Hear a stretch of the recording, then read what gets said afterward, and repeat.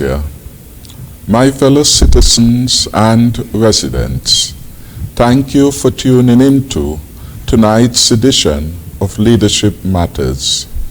This is our Federation's most popular interactive program, engaging thousands of participants across various platforms, Facebook, YouTube, and radio stations and ZIZ TV.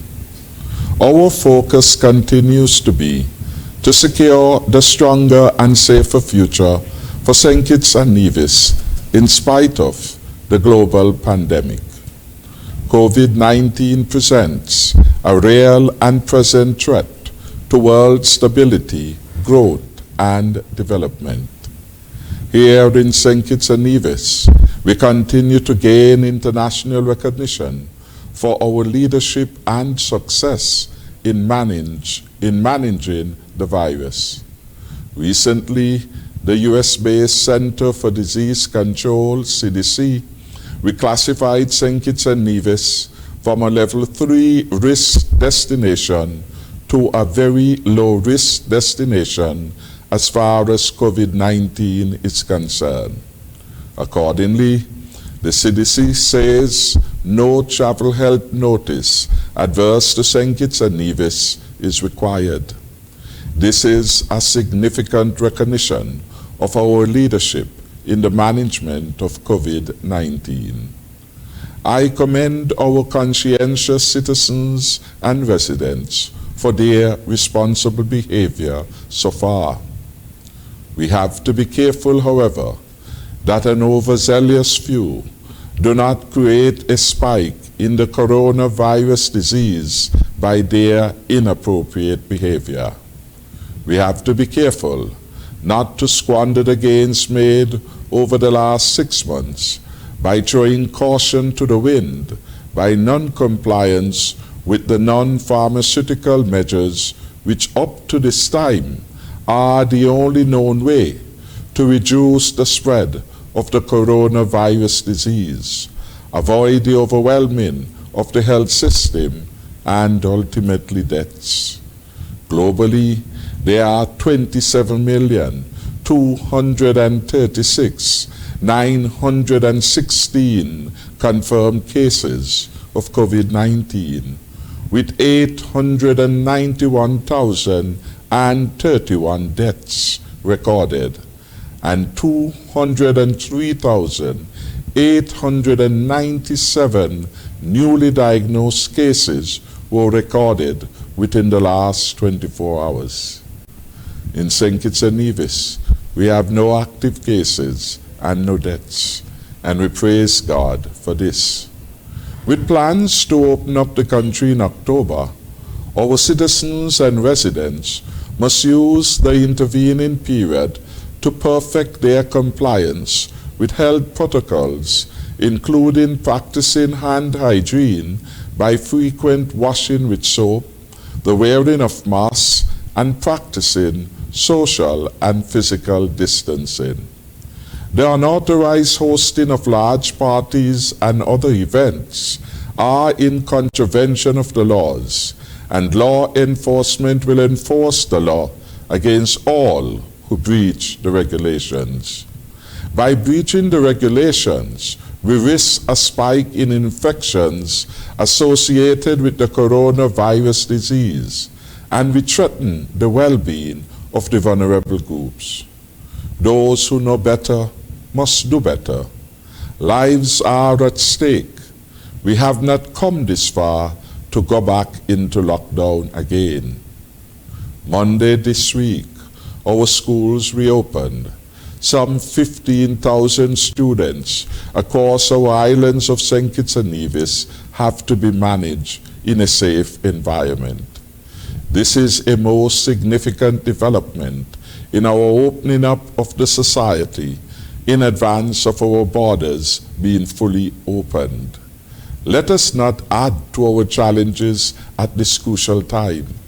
I ask for the understanding of all and responsible action by all our people.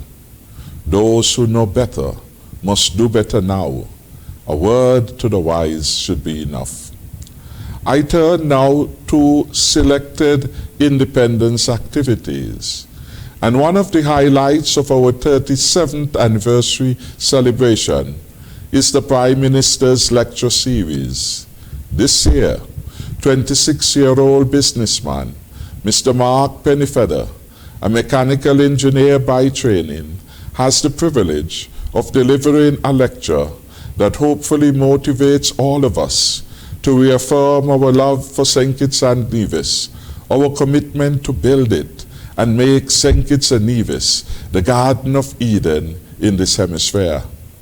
So many opportunities are available, and we need all our sons and daughters to seize these opportunities. I invite all to tune in tomorrow night to the lecture series. This Sunday afternoon at Warner Park Cricket Stadium, we will have our Independence Church service, a truly national event. We have so much for which we must give God thanks.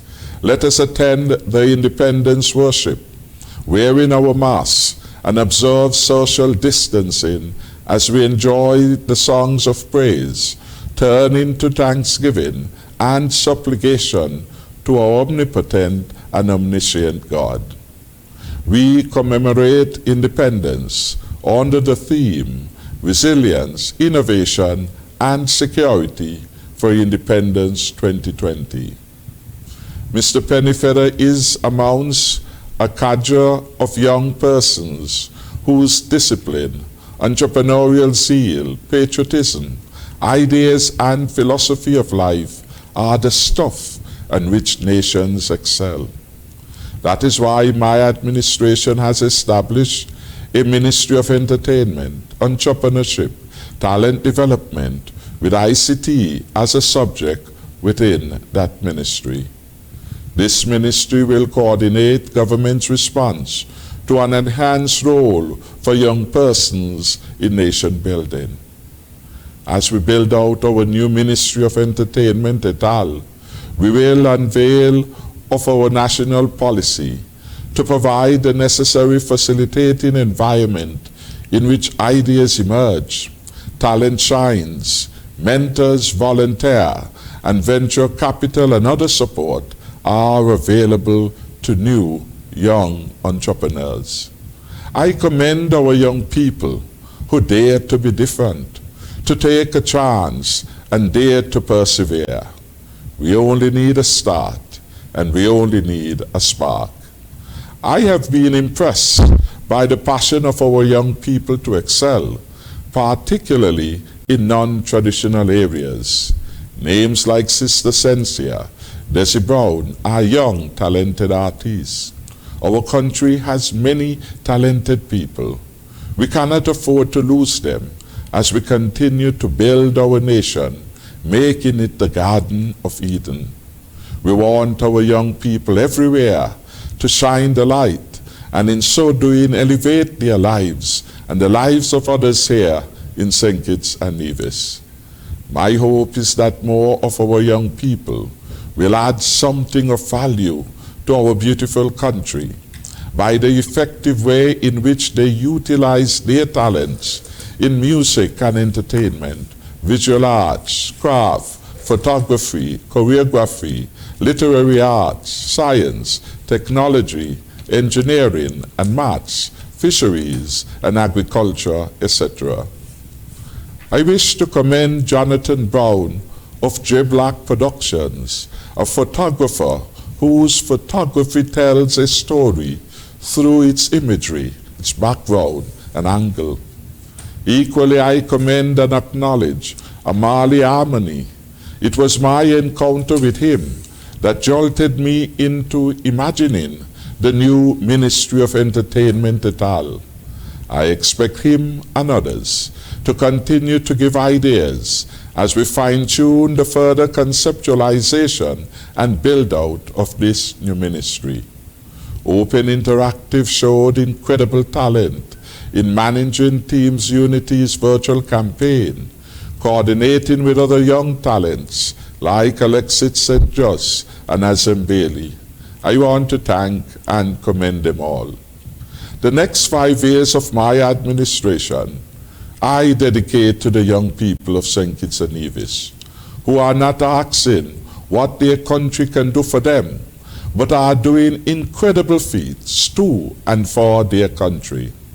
My government will facilitate, my government will help, but ultimately our young people must take the leap of faith in themselves, their ideas, their dreams, their country, and their God.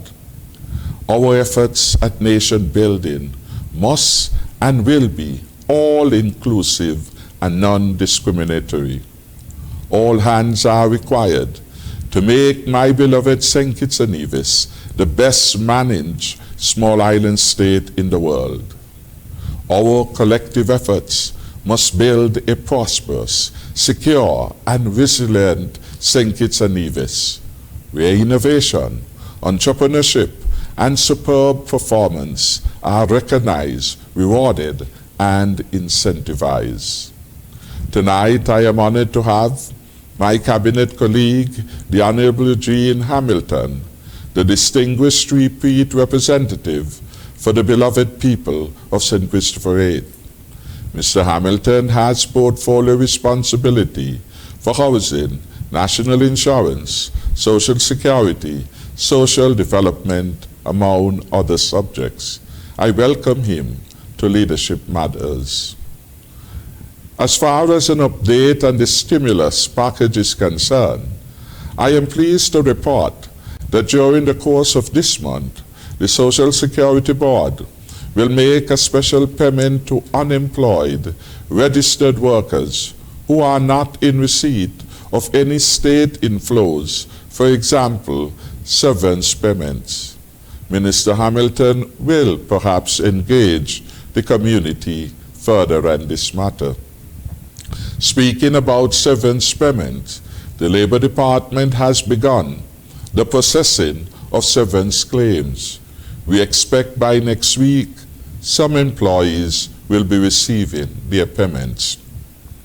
I am advised by the Minister of Labor that some $11 million have been provided by the federal government to the Severance Fund to facilitate settlement of legitimate claims. Some 1,158 claims on the fund were received as of September 4th, 2020. We ask for patience as the processing continues. All lawful claims will be settled, but of course, all can't be settled at the same time. In closing, I thank the people of St. Kitts and Nevis for their love and support. I pledge always to do my very best for this country of St. Kitts and Nevis and its people, whom I love so very much. Thank you very much.